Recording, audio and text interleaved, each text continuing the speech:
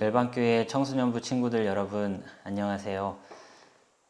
코로나 사태로 인해서 영상으로 설교 및 예배를 네 번째 이렇게 함께하게 되었습니다. 우선 예배를 드리기에 앞서서 우리의 몸가짐이 어떠한지, 또한 성경책을 준비하고 있는지, 그리고 헌금이 준비되어 있는지 한 번 더 확인해 주시고, 모은 헌금은 저희가 다시 만나는 날 하나님께 온전히 드릴 수 있었으면 좋겠습니다. 제가 잠시 기도하겠습니다.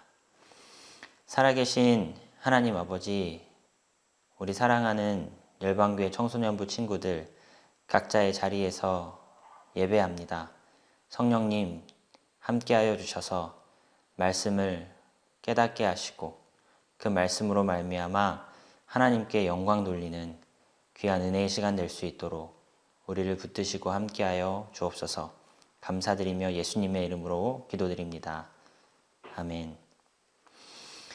네, 오늘 함께 생각해 볼 말씀은 창조에 관한 말씀입니다. 본문은 창세기 1장 1절에서 5절까지가 되겠고요.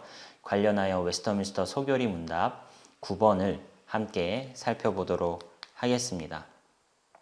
오늘 함께 다룰 내용은 창세기 1장 1에서 5절, 특별히 1에서 3절까지의 내용을 좀 중점적으로 해석을 하는 시간을 갖고요. 관련하여서 소교리 문답 9번을 소개하는 것으로 하겠습니다. 우리가 창조를 다룰 때 반드시 좀 언급을 해야 되는 부분 중에 하나가 이 진화론에 관련된 이야기인데요. 관련하여 몇 가지 이론들을 살펴보도록 하고요. 또한 세 번째로는 성경의 창조 내러티브가 신화냐, 성경에 나오는 창조 기사는 믿을만한 것이 못되고 그냥 신화에 불과하냐라는 것에 대해서 생각을 해보겠습니다. 관련하여서 지질학이 말하는 지구의 나이와 또한 성경으로 추론될 수 있는 지구의 나이가 굉장히 차이가 큰데 이것을 어떻게 설명하고 조화시킬 수 있는지에 대해서도 잠시 고민해 보도록 하겠습니다. 결론은 창조주를 인정하십시오라고 이렇게 결론이 나게 될 것입니다. 그러면 오늘 준비된 성경을 가지고 우리 한번 본문을 살펴보도록 하겠습니다. 창세기 1장 1절에서 5절까지 말씀 성경책으로 한번 함께 합독했으면 좋겠습니다. 함께 읽겠습니다. 태초에 하나님이 시작. 태초에 하나님이 천지를 창조하시니라. 땅이 혼돈하고 공허하며 흑암이 깊음 위에 있고 하나님의 영은 수면 위에 운행하시니라. 하나님이 이르시되 빛이 있으라 하시니 빛이 있었고 빛이 하나님이 보시기에 좋았더라. 하나님이 빛과 어둠을 나누사 하나님이 빛을 낮이라 부르시고 어둠을 밤이라 부르시니라. 저녁이 되고 아침이 되니 이는 첫째 날이니라. 아멘. 우리 창세기 1장 1절 말씀에 보면은 태초에 하나님이 천지를 창조하시니라 라고 나와 있습니다. 태초라 하면 한자어로 클 태와 시작, 처음, 초 이 단어를 써서 큰 처음이다, 맨 처음이다 라는 뜻을 가지는 단어를 하겠죠. 천지를 창조하셨다라고 하실 때 천지는 하늘과 땅만 지칭하는 것이 아니라 일종의 제휴법인 거죠. 대표적인 거 두 개를 언급하여 사실은 모든 것을 의미하는 것입니다. 만물을 창조하셨다는 것입니다. 관련하여서 소교리 문답을 들여다보면은 하나님의 창조 사역이란 무엇인가 라고 물었을 때 하나님의 창조 사역이란 하나님께서 모든 것을 무로부터 만드신 것이다. 그리고 그의 능력의 말씀으로 6일의 기간 동안에 모두 매우 좋게 만드신 것이다 라고 생각해 볼 수가 있습니다. 성경은 하나님의 창조를 주장을 합니다. 무로부터 창조하셨다고 주장을 하지요. 관련되는 여러 가지 성구 중에 계시록 말씀을 인용해 보았는데 한번 합독해 보겠습니다. 우리 주 시작. 우리 주 하나님이여 영광과 존귀와 영광을 받으시는 것이 합당하오니 주께서 만물을 지으신지라. 만물이 주의 뜻대로 있었고. 주께서 만물을 지으셨다라고 성경이 분명히 명시해 주고 있기 때문에 우리가 하나님의 창조를 믿는다라는 것이죠. 우리가 일전에 살펴본 웨스터민스터 소교리 문답 8번에 의하면 창조는 하나님의 작정에 포함되는 일이라고 말할 수 있습니다. 하나님이 작정을 실행하실 때 창조와 섭리 사역으로 실행하셨다라는 것이죠.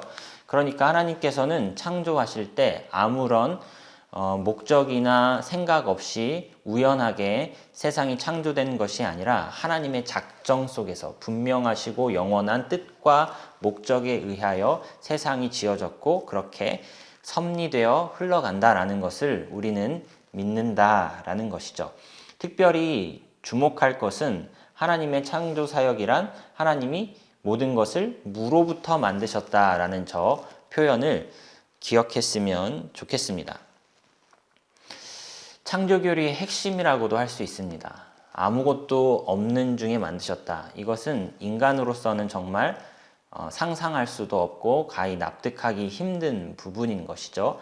그야말로 우리의 믿음을 요하는 부분이라 하겠습니다.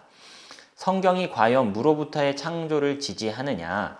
성경에 무로부터 창조하셨다라는 문구가 어디 나왔느냐라고 묻는다면 우리는 그 문구를 찾지 못할 것입니다. 그러나 여러 가지 근거 구절로 미루어 짐작해 보건대 하나님께서 무로부터 창조하셨다라고 인정을 할 수가 있습니다. 로마서 4장 17절 말씀 한번 합독하겠습니다. 기록된 바 시작. 기록된 바 내가 너를 많은 민족의 조상으로 세웠다 하심과 같으니 그가 믿은 바 하나님은 죽은 자를 살리시며 없는 것을 있는 것으로 부르시는 이시니라. 바울이 로마서에서 아브라함의 믿음에 대해 기록하면서 이렇게 표현합니다. 아브라함이 믿은 것은 하나님이 죽은 자를 살리실 수 있다라고 믿었다. 그리고 하나님은 없는 것도 있는 것으로 부르시는 분이다. 그러니까 아브라함과 사라가 불임에 시달리고 있어 아이를 갖지 못했을 때도 하나님은 아이가 있는 것처럼 이삭이라고 이름하여 부르셨죠. 아브라함은 그 사건을 기억하면서 하나님은 없었을 때도 없는 것 중에서도 있게끔 하실 수 있는 분이다 라는 것을 아브라함이 믿었다라고 바울이 기록해주고 있습니다. 또한 히브리서 11장 3절에 보면은 믿음으로 모든 세계가 하나님의 말씀으로 지어진 줄을 우리가 아나니 보이는 것은 나타난 것으로 말미암아 된 것이 아니다. 보이는 이 모든 만물이 나타난 어떤 물질이나 어떤 재료에 의해서 생겨난 것이 아니다라고 무로부터의 창조를 주장하는 대표적인 구절 두 개라 할 수 있습니다.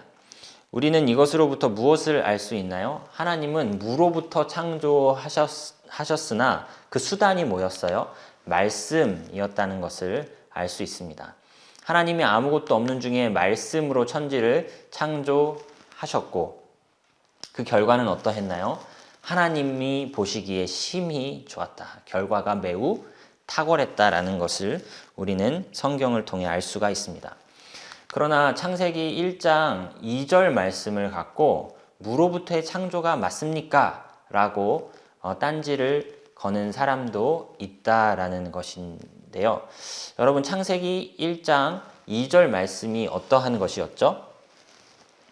땅이 혼돈하고 공허하며 흑암이 깊음 위에 있고 하나님의 영은 수면 위에 운행하시니라. 여기 보면은 1장 3절에 하나님이 빛이 있으라고 말씀하시는 본격적인 창조 이전의 상태의 모습이 2절 말씀에 보면 땅이 혼돈하고 공허한 상태로 있었다는 것, 그리고 하나님의 영이 수면 위에, 그러니까 물 위에 운행하셨다라는 점에서 빛이 있으라 하시기 전에 땅도 있었고 물도 있었던 것 아닙니까? 하나님이 창조 전에 무언가 존재하고 있었다는 것 아닙니까? 라고 태클을 걸 수가 있다는 것인데요. 우리는 이것에 대해서 어떻게 해석을 할 수 있냐 하면 창세기 1장 1절은 우선은 태초에 하나님이 천지를 창조하시니라 라는 것은 일종의 서언이고 선포고 제목이다 라고 보여지고요. 2절은 1차 창조, 그리고 3절을 2차 창조로 분리하는 해석을 취합니다. 헤르만 바빙크라는 뛰어난 개혁교회 측의 뛰어난 신학자가 이렇게 해석을 하는데 굉장히 존경하고 신뢰할 만한 신학자이거든요. 1차 창조와 2차 창조를 분류하는 그 내막은 무엇이 있냐면은 무로부터의 창조를 말하고 싶은 것입니다. 그러니까 하나님께서는 땅이 혼돈하고 공허한, 그리고 하나님의 영이 수면 위에 운행하셨다라는 이 물과 땅이 무로부터 하나님이 1차로 창조하셨으나 일종의 불완전한 상태로 만들어 놓으셨다가 빛이 있으라 라고 하시는 이 날이라는 시간 속에서 첫 번째 날, 둘째 날, 셋째 날 이 날이라는 시간 속에서 하나님이 2차로 본격적인 창조를 수행해 가셨다라고 1차 창조와 2차 창조를 구분하는 해석이 있다라는 것이죠.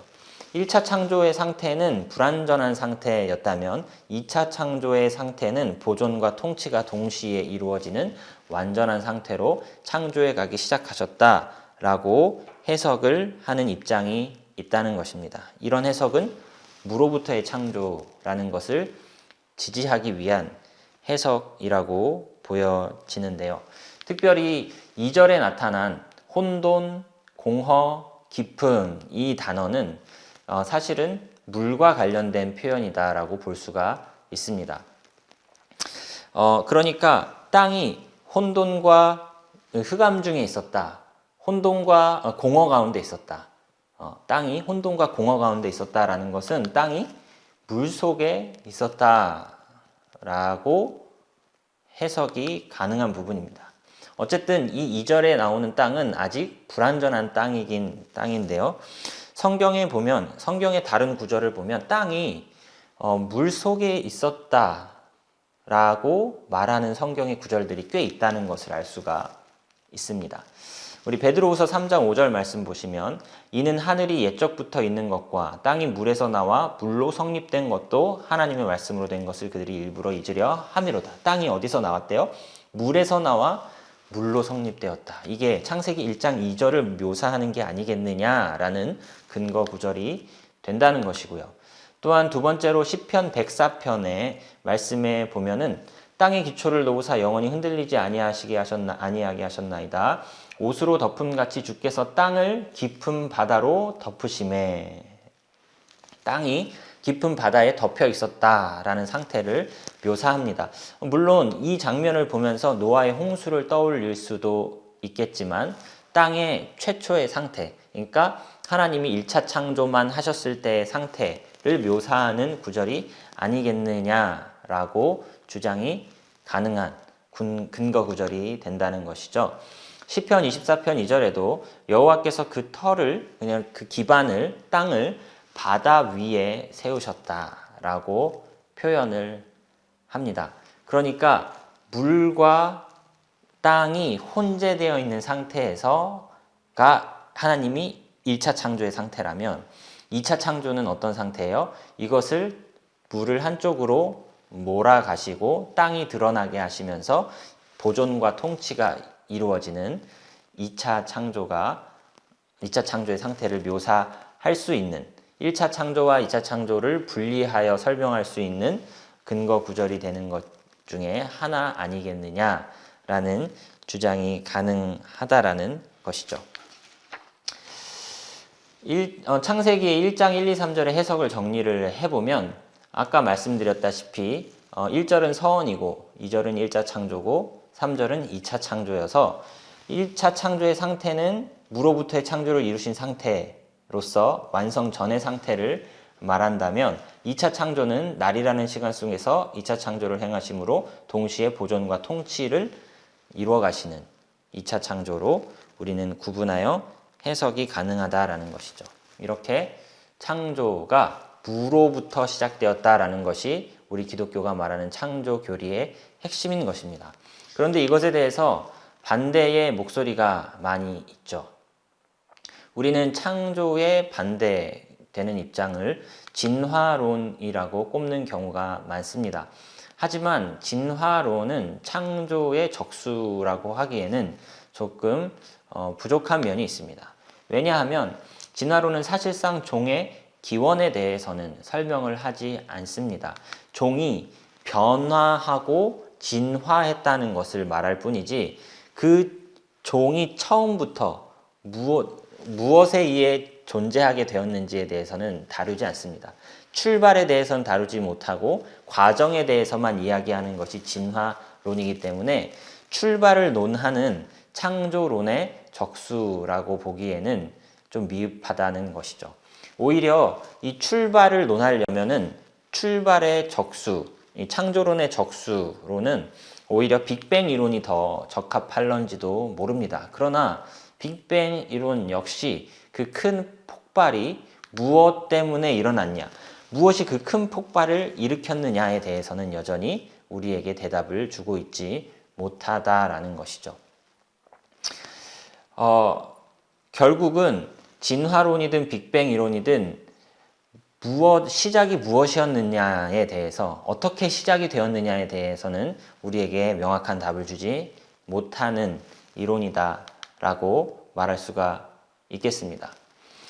여러분, 과학이라는 것은 이처럼 추측과 합리와 논리 이런 것을 쌓아가서 인간이 경험하지 못한 영역까지 말을 하고 설득을 하는 학문이라고 볼 수 있습니다. 그런데 이 태초의 상태에 대해서는, 인간도 존재하기 전의 상태에 대해서는 그야말로 추측만 가능할 뿐이지 무엇을 진리라고 확신하기에는 굉장히 애매한 면이 있다라는 것이죠. 사실상 그 태초의 상태는 뭔가 우리에게 믿음을 요하고 있다라는 것을 우리는 인정해야 할 것입니다. 여러분, 과학에는 합리성과 논리성과 추론을 강조하는 반면에 신학에는 합리와 논리와 추론을 무시할까요? 전혀 그렇지 않습니다. 신학에도 합리와 논리성이 굉장히 요구되어지죠. 과학에는 믿음의 요소가 없을까요? 과학은 일종의 가설을 기반으로 하여 실험을 쌓아 나가는 것입니다. 이 가설 자체가 일종의 믿음인 것이죠. 이것을 우선 믿고 실험을 전개해 나가보자 하기 때문에 과학에도 믿음의 요소가 필요합니다. 사실상 신학과 과학은 서로가 인정해야 되는 부분이 분명히 있다라는 것이죠. 사실 둘이 서로 싸울 필요는 없다는 것을 기억해 볼 필요가 있겠습니다. 창조론을 반대하는 목소리 중에 이 과학 분야 말고 어떤 분야가 있냐 하면 철학 분야로 한번 넘어가 보도록 하겠습니다. 여러분, 사실 이 창조론을 반박하려는 입장에는 사실상 어떤 과학적인 추론과 합리성과 뭐 이런 것이 이렇게 동원되는 것 같지만 사실 결국은 믿음의 문제라는 것이라고 우리는 인정해야 할 것입니다. 따라서 이 창조론의 적수론은 과학이라기보다는 철학이 있다라고 말을 하는 것이 어쩌면 더 옳아 보입니다. 창조론의 입장은 무엇이죠? 만물은 누군가 창조한 것이다 라고 말한다면 어떤 이들은 창조주를 거부하고 아니야, 만물은 저절로 있게 된 것이야. 그 시작이 물질이었든 그 시작이 힘이나 정신이었든 그 시작이 눈에 보이는 것으로부터였든 그 시작이 눈에 보이지 않는 것으로부터였든 어쨌든 신은 배제하고 시작은 영원전의 어떤 물질, 영원전의 어떤 힘이나 정신에 의해서 이 만물이 출발한 것이다 라고 사람들은 주장을 한다는 것이죠. 이것에 담긴 철학이 있습니다. 이것에 담긴 철학에 대해서 알아보기 전에 현대 과학이 이거를 밝혀냈다고 하네요. 물질과 에너지가 실상은 동일한 것이라고 아인슈타인과 뭐 여러 과학자들이 요즘에는 인정한다라고 합니다. 아인슈타인의 뭐 이런 공식, MC 스퀘어라는 이런 공식이 사실 물질과 에너지는 실상은 동일한 것임을 밝히는 공식이다라고 하는데 저는 그게 왜 동일하게 어떻게 밝혀지는지에 대해서까지의 지식은 없습니다만 어쨌든 여러분에게 이런 이론들을 소개해 주는 것이 그래도 의미가 있다라고 생각하기 때문에 제가 뭐 진화론 뭐 여러 가지의 과학적 이론들에 대한 지식이 없지만 그거를 깊이 연구한 다른 과학자와 신학자들의 연구 결과를 바탕으로 말씀을 드리는 것입니다. 이렇게 언급을 하는 것이 유익하리라 생각합니다. 기독교의 이 창조론이 절대 다른 어떤 학문에 의해서도 밀리지 않는 진리다라고 우리는 말할 수 있다라는 것이죠. 철학으로 돌아가 봐서 말을 계속 이어가 보도록 하겠습니다. 물질이 맨 처음에 있었다라고 말하는 이 철학적 사상에는 유물론이 있겠고요. 정신 혹은 에너지가 맨 처음에 있었다라는 것은 범신론이라는 철학 사상을 담고 있습니다. 이것이 무슨 말이냐 하면 정신, 힘, 이게 굉장히 영원전에 있었던 어떤 이 정신과 힘이 이 만물 속에도 깃들어 있다라고 주장을 하게 되는 것이죠. 영원전에 있었던 어떤 힘, 이것은 일종의 신성을 지니는 것으로 여겨지면서 이 만물 속에도 신성이 깃들어 있고 만물이 모두가 다 신이 될 수 있는 신의 관점으로 볼 수 있다라고 하는 것이 범신론인 것입니다. 어쨌든 유물론이든 범신론이든 다 하나님을 부정하는 무신론적인 사상이다라고 볼 수가 있는데요. 우리는 여기서도 역시나 이렇게 물을 수가 있습니다. 물질이 맨 처음에 있었던, 힘이 맨 처음에 있었던 그건 어디로부터 온 것이냐를 우리는 물을 수 있습니다. 물질, 그게 어디서부터 왔는데, 힘, 그게 어디서부터 왔는데 라고 우리는 이렇게 물을 수 있다는 것이죠. 아까 말씀드렸다시피 우리는 무로부터의 창조, 없던 것을 있게끔 하신 이는 오직 하나님이시다라는 것을 창조 교리의 핵심으로 잡고 있기 때문에 사실 이렇게 묻는다면은 사실은 어떤 사상도 대항하기가 힘든 것이죠. 믿음의 영역으로 가야 된다라고 주장을 하는 것입니다.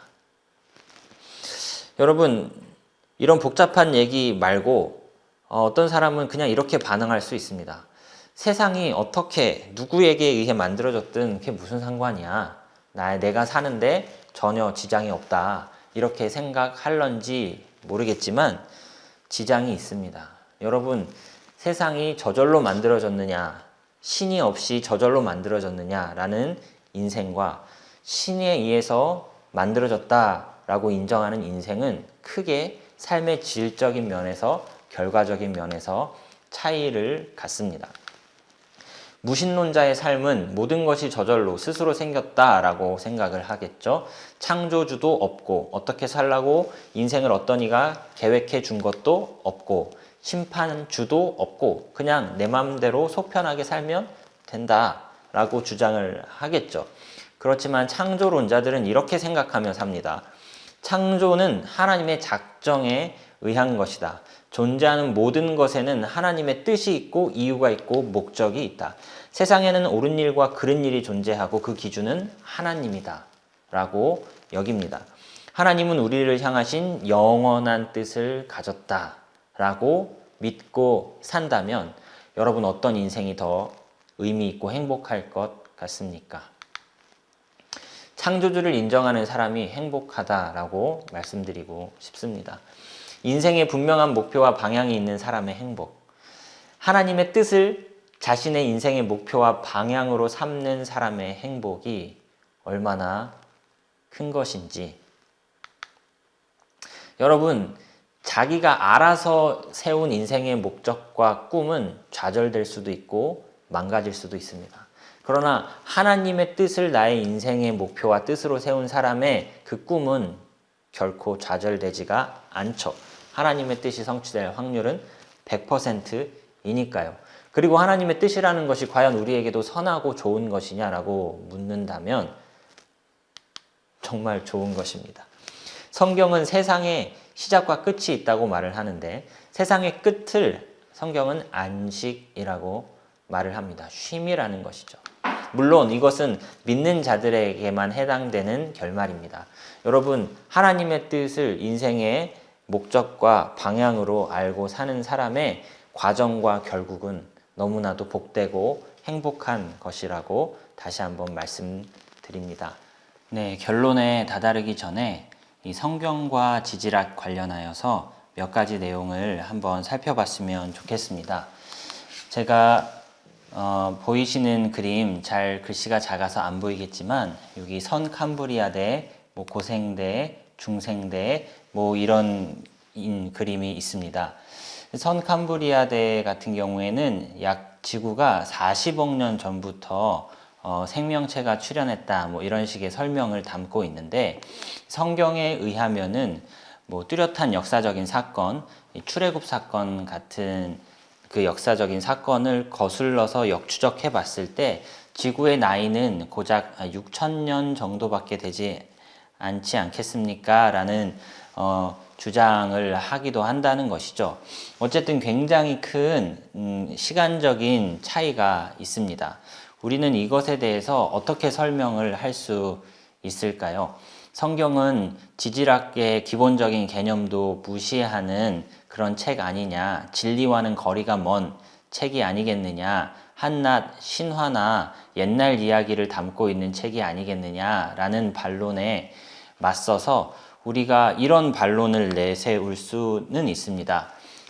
창세기를 과학책처럼 읽으려고 하지 말아라. 성경의 목적은 우리로 과학자가 되게 하려는 것이 목적이 아니라 우리로 구원에 이르게 하는 것이 목적이다 라고 하면서 이 성경 기사의 장르가 과학책이 아니라는 것으로 반론을 제기할 수 있습니다.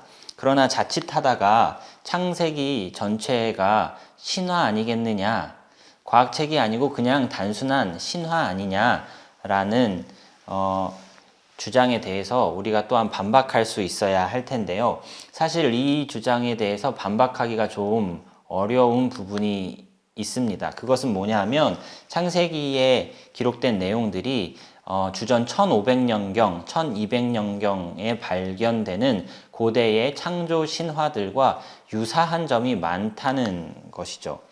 길가메시 서사시라든가 아트라하시스 서사시라든가 수메르인 홍수설화라는 것과 굉장히 창세기가 비슷하다는 것이 조금 우리에게 찜찜한 점이 될 수 있습니다. 예를 들어서 아트라하시스 서사시의 내용이 어느 정도로 성경과 비슷한지 한번 살펴보면 대왕신 엔리를 섬기는 이류신들이 엔리를 섬기는 것에 대해서 실증을 느끼면서 노동에 불만을 품고 반란을 일으켜 엔리를 가둬버립니다. 그리고 새로운 대왕 에아라는 신을 추대하고 이 에아라는 신은 이류신들의 노동을 덜어주고자 인간을 창조했다라고 나옵니다. 그런데 이 인간들이 계속 불어나서 잠잘 때에도 시끄럽게 할 정도로 귀찮아지게 되자 홍수를 통해서 인류를 멸절할 계획을 세우게 됩니다. 그러나 이 신들의 합의에 동의하지 못한 하나의 신이 아트라하시스라는 인간에게 이 신들의 계획을 알려주면서 이 아트라하시스는 홍수를 대비한 방주를 짓게 되고 그로 말미암아 그의 가족과 친구들과 짐승들을 보호할 수 있었다라는 기록이 나와 있습니다. 홍수가 그친 이후에 아트라하시스가 땅에 내리자마자 희생 제사를 드릴 때에 그동안 굶주려 있던 이류 신들이 몰려와서 바베큐를 즐기고자 했다라는 기록이 나와 있습니다. 신들의 제사를 통해서 인간들의 제사를 통해서 배를 불릴 수 있었던 이 신들이 인류를 다 멸절하고 나서는 굉장히 당황하고 배고픈 시기를 보냈다라는 것이죠. 이후로도 그 신들은 인구를 줄이고자 인간에게 불임이나 그 땅에 기근을 주면서 인류를 굉장히 이용하면서도 귀찮아하는 그런 모습을 보이는 것이 당시 고대 설화라는 것이죠. 이것이 창세기 기사와 유사해 보이지만 전혀 같은 점이 없다고도 말할 수 있습니다. 아주 중요한 점에서 차이점을 지니는데요. 첫 번째로는 유일신을 인정하는 창세기 기사인 반면에 다른 고대 설화들은 다신교를 믿는다는 것이죠. 그리고 신의 능력에서도 차이점을 보입니다. 인간을 죽이고 나서 배고픔을 면하지 못해서 곤욕을 치르는 이 신들의 모습. 그러나 성경은 누가 누구에게 음식을 공급합니까? 창조주 하나님께서 인간의 생사를 책임지시고 음식을 공급해 준다는 면에서 차이가 있죠. 또한 인류를 어떻게 생각합니까? 이 고대 신화들은 신들이 인간을 이용해 먹고 때로는 귀찮이 여깁니다. 그러나 하나님은 우리를 귀찮아하시는 분도 아니고 우리에게서 어떤 이익을 취하지 않으면 불편해하시는, 인간이 뭔가 대접을 해주지 않으면 뭔가 채워짐을 못 얻는 그런 분이 절대 아니시라는 것이죠. 이 창조 기사를 묵상할 때 락탄티우스라는 사람이 이런 글을 남겼는데요. 한번 보시죠. 세상이 만들어진 것은 우리가 태어나도록 하기 위해서다. 우리가 태어난 것은 우리로 세상과 우리의 창조주인 하나님을 알기 위해서다. 우리가 하나님을 알게 된 것은 하나님을 경배하도록 하기 위해서다. 우리가 하나님을 경배하는 것은 불멸을 얻고 지극히 높으신 성부와 주님을 영원토록 섬기고 하나님의 영원한 나라가 되기 위해서다. 우리가 태어난 것은 세상이 만들어진 것은 우리가 태어나도록 하기 위해서. 여섯째 날 인간이 창조되어지잖아요. 그리고 우리가 태어난 것은 하나님을 알고 경배하기 위해서. 그리고 우리의 마지막이 영원토록 주님으로 인해 만족해하는 하나님의 나라가 되기 위하여 이 세상이 창조되었다라는 이 관점과 고대의 설화들은 굉장히 근본적으로 결론적으로 차이점을 지닌다라는 것을 기억하셨으면 좋겠습니다. 어쨌든 성경과 이 지질학의 그 큰 지구의 나이를 따지는 데 있어서 이 큰 시간적인 격차를 줄이고자 여러 가지 설명들이 동원되는데요. 4가지 정도의 이론이 있는데 한번 소개해 드리겠습니다. 창세기는 역사적 기술이 아니라 문학적, 시적, 심지어 풍유적인 묘사로 봅시다. 그래서 지질학과 상충되는 기록이 아니다라는 것을 조금 그런 설명을 하고자 하는 시도였던 것이죠. 그리고 또한 두 번째 이론으로는 지질학이 말하는 긴 시간을 창세기 1장 2절에 나타난 1차 창조 시기에 다 몰아넣고 3절부터는 이 혼돈스러운 상태가 복원되는 이 3절부터 조금 의미 있는 시간대를 편성하자라고 조율을 해보는 시도가 있었습니다. 또한 세 번째로는 아예 이 창조의 날들 자체가 첫째 날, 둘째 날, 셋째 날 이 창조의 날들 자체가 사실은 24시간이 아니라 긴 시간대를 갖는다고 여기면 어떻겠느냐라고 조화를 꾀하는 입장이 있었고, 마지막으로는 지질학의 내용을 전체적으로 좀 믿을 수 없다라고 부인하면서도 그래도 지층을 분석해 본 결과 대홍수가 있었던 것은 사실인 것 같다라고 하면서 지질학의 일부만을 인정하고자 하는 시도도 있었다라는 것입니다. 어쨌든 우리가 확실하게 말할 수 있는 점은 이 점인 것 같습니다. 창세기 1장의 날은 하나님이 창조를 행하신 시간을 가리킨다. 굉장히 뻔하고 평범한 말인 것 같지만 한 번 더 생각해 보시기 바랍니다. 하나님이 일을 마치심에 저녁이 되었다라는 것이죠. 저녁이 되었기 때문에 일을 마치신 것이 아니라는 것입니다. 하나님은 시간에 매이시는 분이 아닙니다. 하나님을 우리의 인간의 존재와 비슷하게 생각해서는 안 됩니다.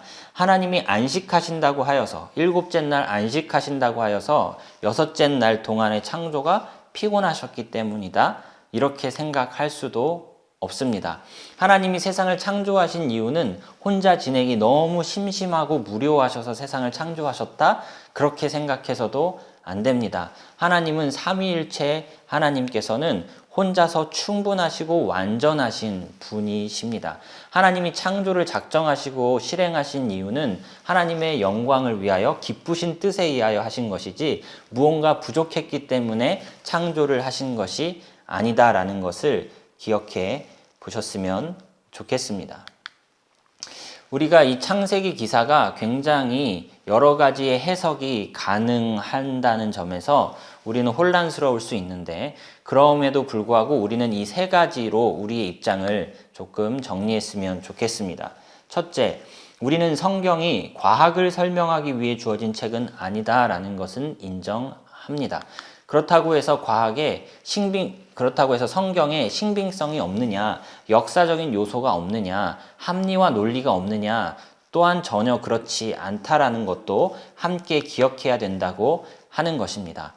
우리가 존경하고 우리가 마땅히 이렇게 수용하는 교회의 여러 가지 신앙 고백들을 살펴봤을 때 창세기 1장에 대한 확정적인 선언을 가지고 있지 않다고 하는 점 한번 생각해 보셨으면 좋겠습니다. 이것은 무엇을 의미하냐 하면은 기독교의 신학이 다양한 해석들이 공존하는 것을 허용하고 있다라는 것을 말해줍니다. 무엇인가요? 성경이 말하는 데까지만 확실히 말하고 성경이 말하지 않는 부분에 있어서 애써 어떠한 확정적인 결론을 내리는 데 있어서 굉장히 신중한 입장을 취한다는 것입니다. 우리가 성경을 어느 정도로 존중하고 있는지를 기억을 해야 하셨으면 좋겠습니다. 성경이 말하는 만큼만 받아들이겠다는 것이죠. 오늘의 결론입니다. 창조주를 인정하는 것이 지식의 근본이고, 그리고 여호와를 찬양하는 것이 지식의 목적이다라는 것을 기억하셨으면 좋겠습니다. 창조주를 인정하심으로 인생의 목적과 방향을 발견하시고, 이러한 목적과 방향의 결론은 굉장히 우리에게 복된 결과로 결론 지어지게 될 것이다 라는 것을 믿음의 눈으로 확신하셨으면 좋겠습니다. 창조된 세계를 바라보시면서 하나님의 놀랍고 위대하심을 찬양하시기 바랍니다. 창조를 인정함으로 그 기초 위에 과학자도 되고, 그 기초 위에 예술가도 되고, 그 기초 위에 나의 인생을 쌓아가면서 하나님께 모든 영광을 올려드리는 저와 우리 친구들이 다 되었으면 좋겠습니다. 우리 말씀을 마무리하기에 앞서서 우리 열방교회 교육국에서 코로나19 사태 극복을 위한 공동 기도문을 내놓았는데요. 우리 이것으로 기도를 대신하고 오늘 시간을 마치도록 하겠습니다. 우리 함께 읽어보겠습니다. 하나님 아버지, 우리나라와 교회와 가정을 위해 기도드립니다. 지금 코로나 바이러스 전염병으로 인해 많은 사람이 고통받고 있습니다. 전염병에 걸린 사람들 그리고 그 가족들과 함께 해주세요. 위로해 주시고 치료해 주세요. 예수님을 믿는 우리가 우는 사람과 함께 울며 진심으로 기도할 수 있는 마음을 허락해 주세요. 또한 우리 교회와 함께 해주세요. 함께 모여 예배드리지는 못하지만 각자가 있는 자리에서 한마음 한뜻으로 예배드리게 해주세요. 교회 모든 가족이 아프지 않게 보호해 주세요. 두려움을 내려놓고 죽음에서 부활하신 예수님을 의지하게 해주세요. 예수님의 이름으로 기도드립니다. 아멘. 창조주를 기억하시면서 인생의 목적과 방향을 바로 세우시고, 또한 그 섭리 안에서 큰 위로를 경험하는 우리 친구들 다 되었으면 좋겠습니다.